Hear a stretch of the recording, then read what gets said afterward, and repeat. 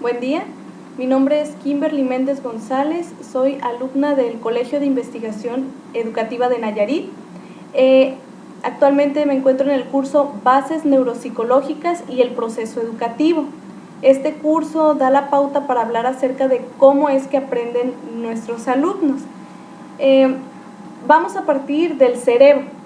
El cerebro trabaja como un sistema que tiene diferentes funciones cerebrales y dichas funciones dan apertura al aprendizaje. En esta ocasión me voy a basar de un texto del autor Alonso del año 1997. Él hace referencia al autor Cotton, que dice lo siguiente acerca del aprendizaje. El aprendizaje es un proceso de adquisición de un nuevo conocimiento o habilidad. Para que sea de aprendizaje implica una retención del conocimiento o de alguna habilidad en cuestión que permita su manifestación en un tiempo futuro.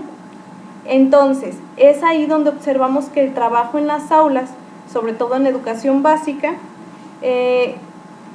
es evidente. Entonces, desde la perspectiva didáctica, que es la que vamos a abordar, el aprendizaje incluye adquirir informaciones y conocimientos, modificar actitudes y comportamientos, la relación con otros, que aunque parece fácil, en realidad es un proceso sumamente complejo, pues día con día nos relacionamos con personas, pero no por eso significa que sea la mejor manera de relacionarnos, y es gracias al aprendizaje que podemos lograr esto. También enriquecer las propias expectativas y acumular experiencias. Conforme vamos aprendiendo, se va acumulando experiencias. Es por ello que también como docentes debemos hacer uso de las teorías o el constructo teórico del aprendizaje. Gracias a ellos podemos darnos cuenta de que se desarrollan comportamientos y además pensamientos, muy importante. Pero todo esto se desarrolla de acuerdo a las necesidades de los individuos, pero también a las necesidades sociales. Es por ello la importancia que siempre recalcamos que es importante hacer uso del contexto, en realidad conocer el contexto en donde nos desenvolvemos en nuestra práctica cotidiana. En dicho proceso influye tanto el alumno, pero también el docente. Si bien influyen otros actores educativos, estos dos últimos son los más importantes. Siguiendo con la tarea del profesor específicamente, es importante que el profesor facilite el aprendizaje.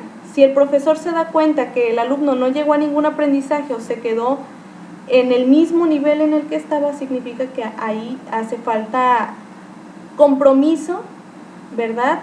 O hace falta tener un mejor desarrollo de nuestra práctica. Es por ello que se sugiere en el aula, principalmente, distinguir los principales tipos de aprendizaje de nuestros alumnos. Si hacemos el diagnóstico del contexto y el diagnóstico personal de nuestros alumnos, va a ser más fácil, primero, conocer cómo llamar la atención de nuestros alumnos, que es un proceso neuronal también el generar la atención. Una vez teniendo la atención y que se lleven a la práctica las diversas estrategias, actividades que tenemos para los alumnos planificadas, es como vamos a tratar de potenciar que ese aprendizaje se quede en la memoria de los estudiantes y que hagan uso de él cuando sea necesario. Es por eso que voy a hacer mención de dos tipos de aprendizaje. El primero es por descubrimiento, que es el que el alumno al momento de estar en contacto con las cosas o con el conocimiento lo puede desarrollar, y el segundo es por recepción, que es donde ya influye una tercera persona que le da la información al alumno. Y para finalizar voy a hacer mención de las estructuras cerebrales.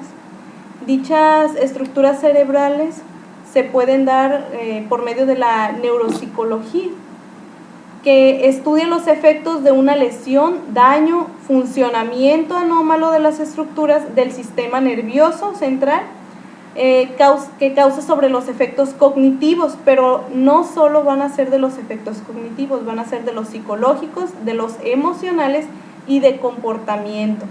He ahí la importancia de conocer cómo cómo van los procesos cerebrales de nuestros estudiantes.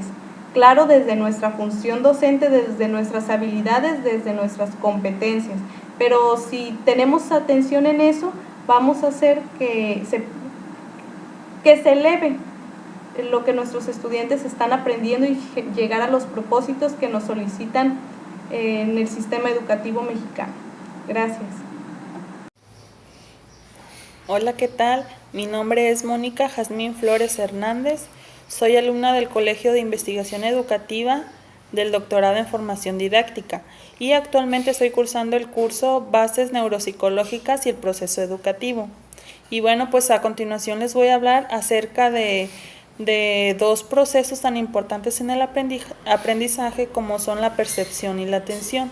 Voy a iniciar comentando lo que viene siendo la percepción. La percepción es la capacidad que permite al ser humano recibir, procesar e interpretar información que viene del exterior. Esto por medio de los sentidos.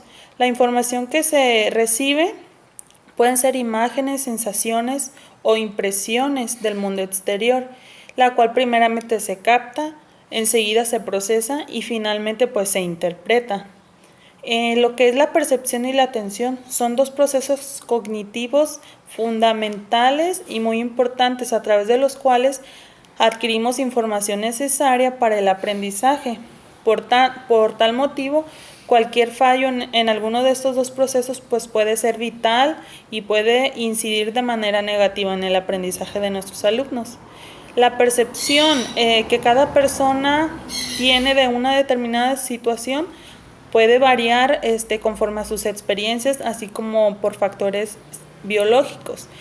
Por lo tanto, la percepción puede ser totalmente distinta entre dos personas, aunque el estímulo o el acontecimiento sea el mismo.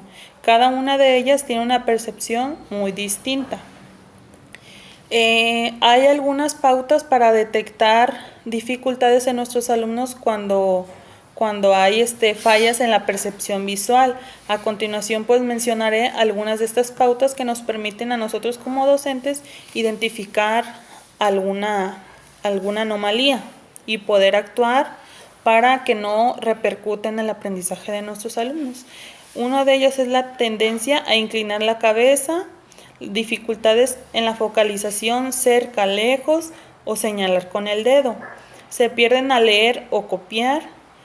Tendencia a saltarse o mezclar letras, palabras o frases, invertir letras, palabras o números, palabras borrosas, doble imagen, movimiento, se pierden en clase, parecen despistados, tienen lectura lenta y costosa, tienen dificultad para retener letras, palabras o números, guiñen, cierran y se cubren un ojo, fatiga ocular, no les gusta leer y presentan dolores de cabeza, mareo asociado a la lectura. Y estas son las pautas para identificar cuando algún alumno presenta algún problema en la percepción visual. Y las pautas para identificar dificultades en la percepción auditiva son las siguientes, que es habla en tono muy alto, grita y gesticula mucho para hacerse entender. Le cuesta comprender lo que escucha, gira la cabeza para entender leyendo los labios del que habla, le cuesta pronunciar algunos fonemas al hablar, construye frases con dificultad, escribe mal determinadas palabras y puede tener cerumen y otitis frecuentes.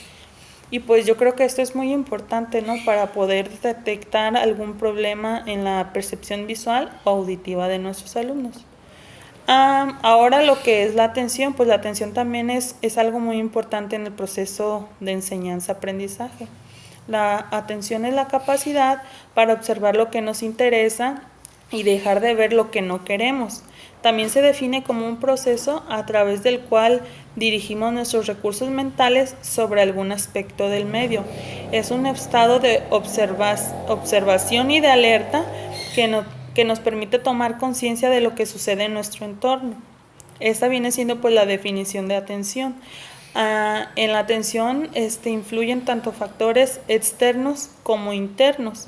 En los externos están la intensidad, que vienen siendo como las luces, el sonido, la novedad. Es llama más la atención un estímulo novedoso que algo ya conocido.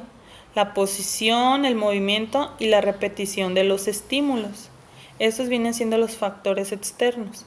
En los factores internos, pues puede haber tanto fisiológicos como psicológicos. Los fisiológicos son el tamaño de la pupila, la tensión muscular, la adaptación postural y el sistema de activación reticular. En los psicológicos encontramos lo que vienen siendo los motivos, las necesidades y las expectativas del individuo. Y pues bien, todos estos factores influyen en la atención del individuo. Existen distintos tipos de atención también. Según el origen y naturaleza de los estímulos, está la atención interna y la atención externa. La atención interna es cuando se dirige a los propios procesos mentales del individuo. La atención externa es cuando se basa en los estímulos que provienen del exterior. Según la actitud del sujeto, hay atención voluntaria y atención involuntaria. La atención voluntaria es cuando el sujeto decide hacia dónde dirigir su atención, y la atención involuntaria es cuando el poder del estímulo atrae al sujeto. Según las manifestaciones motoras y fisiológicas, existe la atención abierta y la atención encubierta. La atención abierta es cuando se producen modificaciones posturales en el sujeto, y la atención encubierta es cuando no se detectan sus efectos mediante la observación. Según el interés del sujeto, hay atención dividida y atención selectiva. La atención dividida es cuando son varios los estímulos que llaman la atención del sujeto, y la atención selectiva es cuando el esfuerzo se dirige a solo un campo concreto. Según la modalidad sensorial, hay atención visual y atención auditiva. La atención visual se relaciona con los conceptos espaciales, y la auditiva se relaciona con parámetros temporales. Y pues bien, estos son los tipos de atención. Hay actividades que podemos como docentes desarrollar en el aula de educación infantil para favorecer pues la atención. Estos son como cuentos, audiciones, bits de aprendizaje, órdenes y explicaciones, actividades grupales e individuales, empezar y acabar una actividad en un tiempo determinado, juegos de secuencias, dominós, actividades en las que entren en juego más de un sentido, juegos de diferencias, de buscar errores, juegos y actividades que les resulten motivante. Y pues bien, esto es todo de mi parte. Muchas gracias.